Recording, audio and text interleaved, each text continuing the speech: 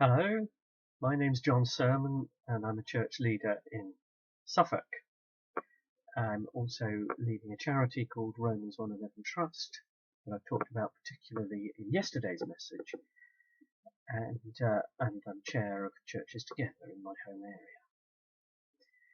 We're in the week leading up to the Christian festival called Pentecost. It also has an older fashioned name, Whitsun, and Pentecost stems from the earthly ministry of Jesus Christ, then his death on the cross, his resurrection, his ascension, which we celebrated last week, and Jesus told his followers that he would send another helper to be with them, the Spirit of Truth, otherwise known as the Holy Spirit, and that this would be almost exactly like still having Jesus with them.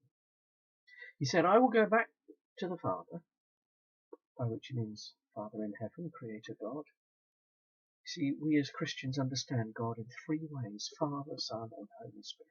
Jesus the Son, returning to his Father in heaven, said, I will send another Comforter to be with you, the Spirit of Truth. And that's what he was referring to. Or perhaps I should say more properly, that's who he was referring to. He promised his followers that having the Holy Spirit with you would be almost exactly like having me with you. Now, Jesus isn't physically with us today, but by his Spirit, his presence is with us. And the Holy Spirit was coming to equip the church. Well, he didn't necessarily use that term. The people of God, the followers of Jesus Christ, the disciples, those who have come to know God in intimacy through what Jesus Christ makes possible. And it's by his Holy Spirit that we experience intimacy with God. It's by his Holy Spirit that we grow in what the Bible calls the fruit of the Spirit. Things like love, joy, peace, patience, kindness, goodness, gentleness, faithfulness, and self-control. These are the qualities enhanced in human beings the more we submit to God. Now, we never get it all right, of course we don't. But alongside that, Jesus also explained that the Holy Spirit would empower the followers of Jesus. In other words, make it possible for us to achieve what we couldn't in our own human capabilities and strength. Throughout the Bible, we see numerous examples of this. And throughout 2,000 years of history since, we see more and more. And the reality is, as we prepare for this Pentecost, we can pray and ask the Lord to renew in us that equipping, so that alongside the inner experience of our relationship with God, the intimacy with God, the growing character in ways that emulate Jesus himself, however imperfectly, alongside all of that, the empowering work of the Holy Spirit to enable us to achieve what we could not otherwise do. And that relates to the gifts of the Spirit.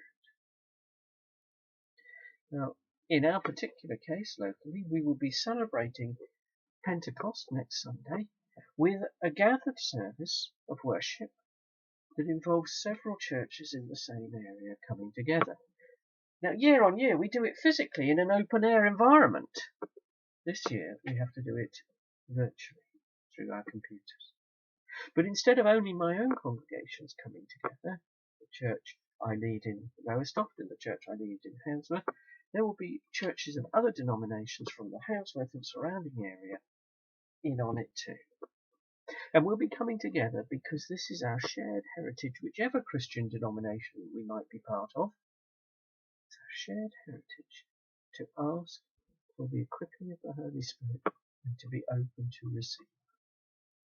And my prayer is, whether you're only listening to me on these videos, or engaging in some other way, whether you're watching services online or live streaming, whether you come and engage with one of our interactive live services that we do, or that another church does. Whichever it is, that you be open to receive more of what God intends for us all, to equip us for what Jesus said, to be his witnesses. A witness is someone who has seen, heard, or experienced something and tells others. I'm telling you now that I have seen, heard, and experienced the presence of Jesus Christ through his Holy Spirit, and some, at least, of the empowering work of the Holy Spirit.